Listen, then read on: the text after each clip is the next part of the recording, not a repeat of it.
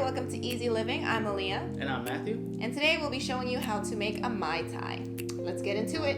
Alright, so we're going to be making the Mai Tai, which is a classic tiki cocktail. You've probably had it when you're on vacation or seen somebody else drinking it. So we're going to jump right into it. We're going to start with a half ounce of almond orgeat. You can make this at home, but we just bought it from Liber & Co. It's pretty good. And next we're going to do a half ounce of curacao, Senior & Co. curacao, 1 ounce of lime juice, 1.5 ounces of plantation dark rum, and then we also add a half ounce of their overproof rum. Then you're gonna shake, and then you're gonna strain over crushed ice. I went a little heavy with the crushed ice, so she wasn't able to pour the whole thing in there. And then you're gonna garnish that with some pineapple leaves.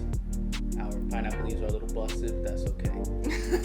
And there you have your Mai Tai.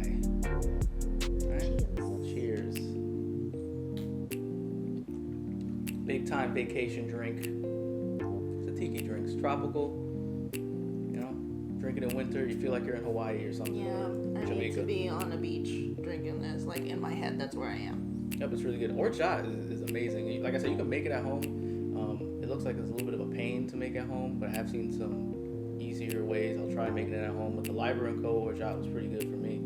You definitely taste it, and you know, it's curacao, a lot of rum, so it's still citrusy from the lime.